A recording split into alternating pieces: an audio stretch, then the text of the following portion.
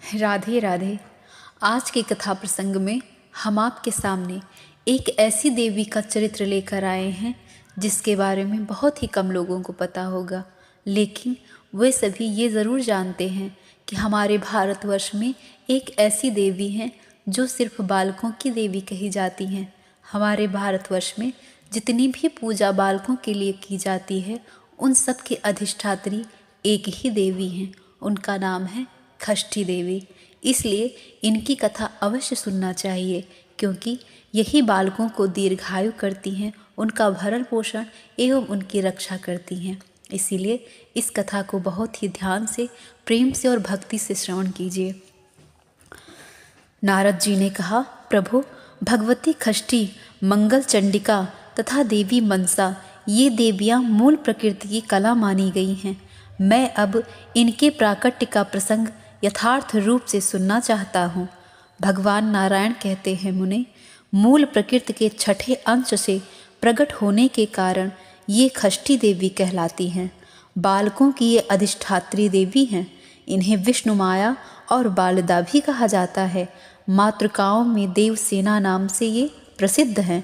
उत्तम व्रत का पालन करने वाली इन साध्वी देवी को स्वामी कार्तिकेय की पत्नी होने का सौभाग्य प्राप्त है। वह प्राणों से भी बढ़कर इनसे प्रेम करते हैं।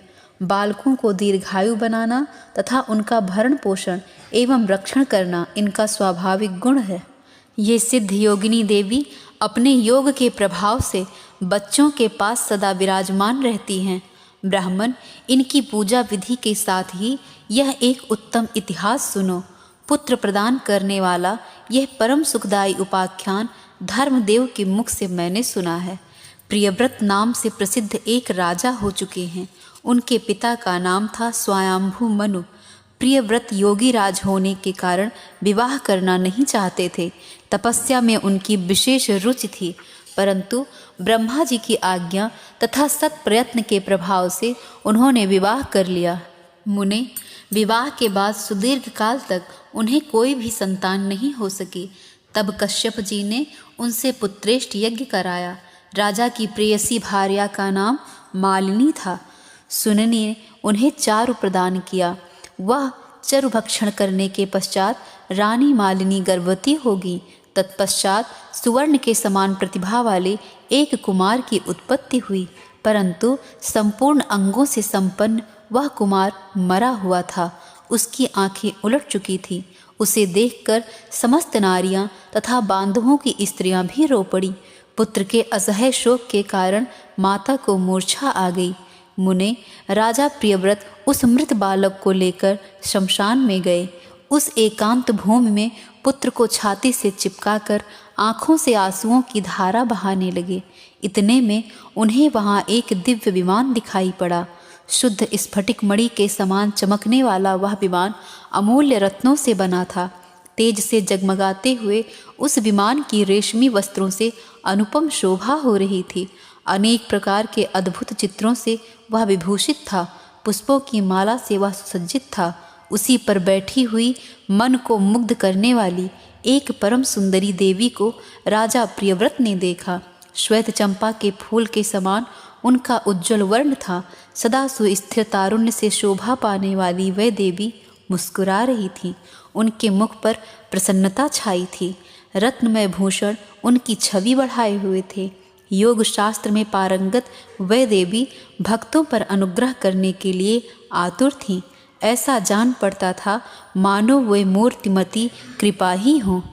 उन्हें सामने विराजमान देखकर राजा ने बालक को भूमि पर रख दिया और बड़े आदर के साथ उनकी पूजा और स्तुति की। नारद, उस समय स्कंद की प्रिया देवी षष्ठी अपने तेज से देदीप्यमान थी। उनका शांत विग्रह ग्रीष्मकालीन सूर्य के समान चमचमा रहा था। उन्हें प्रसन्न देखकर राजा ने पूछा। राजा प्रियव्रत ने कहा, सुशोभने, कांते, सुव्रते, तुम कौन हो? तुम्हारे पतिदेव कौन हैं और तुम किसकी कन्या हो? तुम स्त्रियों में धन्यवाद एवं आदर की पात्र हो। नारद, जगत को मंगल प्रदान करने में प्रवीण तथा देवताओं के रण में सहायता पहुँचाने वाली वह भगवती देवसेना थी। पूर्व समय में देवता दैत्यों से ग्रस्त हो चुके थे। इन देवी ने स्वयं सेना बनकर देवताओं का पक्ष ले युद्ध किया था। इनकी कृपा से देवता विजयी हो गए थे, अतएव इनका नाम देवसेना पड़ गया। महाराज प्रियव्रत की बात सुनकर ये उनसे कहने लगी। भगवती देवसेना ने कहा, राजन, मैं ब्रह्मा की मानसी कन्या हूँ। जगत पर शासन करने वाली मुझ देवी का नाम देवसेना है। विधाता ने मुझे उत्पन्न करके स्वामी कार्तिकेय को सौंप दिया है। मैं संपूर्ण मातृकाओं में प्रसिद्ध हूँ। स्कंद की पतिव्रता भार्या होने का गौरव मुझे प्राप्त है। भगवती मूल प्रकृति के छठे अंश से प्रकट होने के कारण विश्व में देवी षष्ठी नाम से मेरी प्रसिद्धि है। मेरे प्रसिद्ध पुत्रहीन, मेरे प्रसाद से पुत्रहीन व्यक्ति सुयोग्य पुत्र, प्रियाहीन जन प्रिया, दरिद्री धन तथा कर्मशील पुरुष कर्मों के उत्तम फल प्राप्त कर लेते हैं। राजन, सुख दुख, भय शोक, हर्ष, मंगल, संपत्ति और विपत्ति ये सब कर्म के अनुसार होते हैं। अपने ही कर्म के प्रभाव से पुरुष अनेक पुत्रों का पिता होता है और कुछ लोग पुत्रहीन भी होते हैं। किसी को मरा हुआ पुत्र होता है और किसी को दीर्घजीवी। यह कर्म का ही फल है। गुणी, अंगहीन, अनेक पत्नियों का स्वामी, भार्या रहित, रूपवान, रोगी और धर्मी होने में मुख्य कारण अपना कर्म ही है। कर्म के अनुसार ही व्याधि होती है और पुरुष आरोग्यवान भी हो जाता है।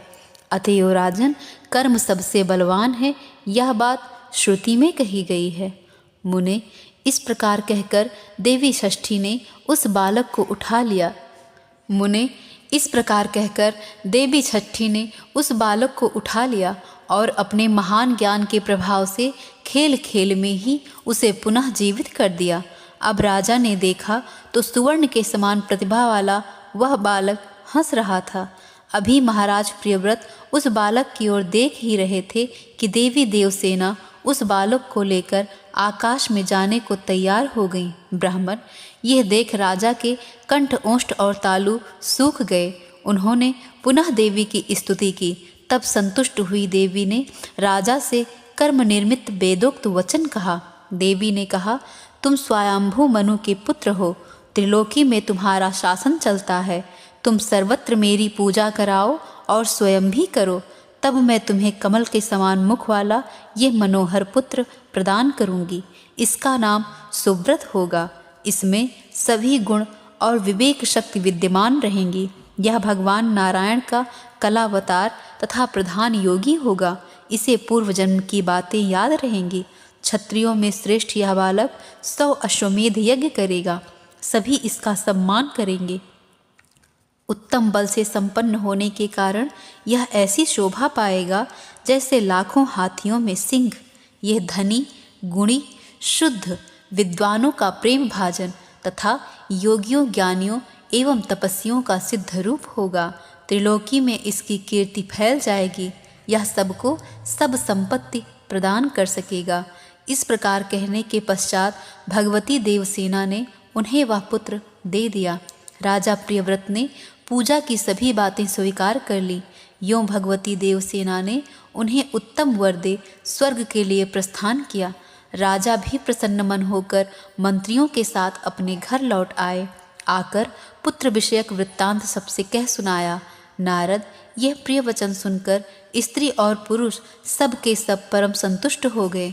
राजा ने सर्वत्र पुत्र प्राप्ति के उपलक्ष्य में मांगलिक कार्य आरंभ करा दिया। भगवती की पूजा की, ब्राह्मणों को बहुत सा धन दान किया। तब से प्रत्येक मास में शुक्ल पक्ष की षष्ठी तिथि के अवसर पर भगवती षष्ठी का महोत्सव यत्नपूर्वक मनाया जाने लगा। बालकों के प्रसव गृह में छठे दिन, 21वें दिन तथा अन्नप्राशन के शुभ समय पर यत्नपूर्वक देवी की पूजा होने लगी। सर्वत्र इसका पूरा प्रचार हो गया।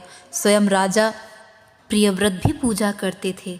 सुव्रत, अब भगवती देवसेना का ध्यान पूजन स्तोत्र कहता हूँ, सुनो। यह प्रसंग कौथुम शाखा में वर्णित है। धर्मदेव के मुख से सुनने का मुझे अवसर मिला था। मुने, शालिग्राम की प्रतिमा कलश अथवा वट के मूल भाग में या दीवाल पर पुत्तलिका यानी पुतरी बनाकर प्रकृति के छठे अंश से प्रकट होने वाली शुद्ध स्वरूपिणी इन भगवती की इस प्रकार पूजा करनी चाहिए।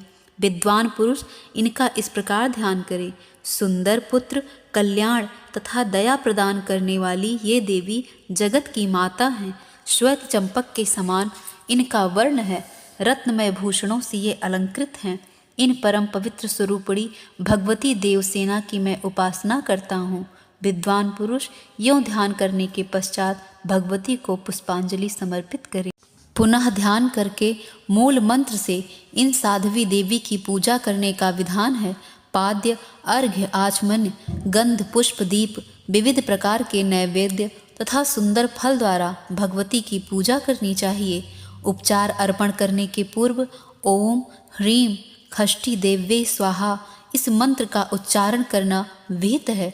पूजक पुरुष को चाहिए कि यथाशक्ति इस अष्टाक्षर महामंत्र का जप भी करे। तदंतर मन को शांत करके भक्तिपूर्वक स्तुति करने के पश्चात देवी को प्रणाम करे। फल प्रदान करने वाला यह उत्तम स्तोत्र सामवेद में वर्णित है। जो पुरुष देवी के उपर्युक्त अष्टाक्षर महामंत्र का 1,00,000 जप करता है उसे अवश्य ही उत्तम पुत्र की प्राप्ति होती है, ऐसा ब्रह्मा जी ने कहा है। मुनिवर, अब संपूर्ण शुभकामनाओं को प्रदान करने वाला स्तोत्र सुनो। नारद, सबका मनोरथ पूर्ण करने वाला ये स्तोत्र वेदों में गोप्य है। ये स्तोत्र इस प्रकार है। देवी को नमस्कार है, महादेवी को नमस्कार है, भगवती सिद्धि एवं शांति को नमस्कार है, शुभा देवसेना एवं भगवती खष्टी को बार बार नमस्कार है, वरदा पुत्रदा धनदा सुखदा एवं मोक्षप्रदा भगवती खष्टी को बार बार नमस्कार है। मूल प्रकृति के छठे अंश से प्रकट होने वाली भगवती सिद्ध्या को नमस्कार है। माया, सिद्धियोगिनी, सारा, शारदा और परादेवी नाम से शोभा पाने वाली भगवती खष्टी को बार बार नमस्कार है। बालकों की अधिष्ठात्री, कल्याण प्रदान करने वाली, कल्याण स्वरूपिणी एवं कर्मों के फल प्रदान करने वाली देवी खष्टी को बार बार नमस्कार है। अपने भक्तों को प्रत्यक्ष दर्शन देने वाली तथा सबके लिए संपूर्ण कार्यों में पूजा प्राप्त करने की अधिकारिणी स्वामी कार्तिकेय की प्राण प्रिया देवी छठी को बार बार नमस्कार है। मनुष्य जिनकी सदा वंदना करते हैं तथा देवताओं की रक्षा में जो तत्पर रहती हैं, उन शुद्ध सत्य स्वरूपा देवी षष्ठी को बार बार नमस्कार है। इस प्रकार स्तुति करने के पश्चात महाराज प्रियव्रत ने खष्टी देवी के प्रभाव से यशस्वी पुत्र प्राप्त कर लिया।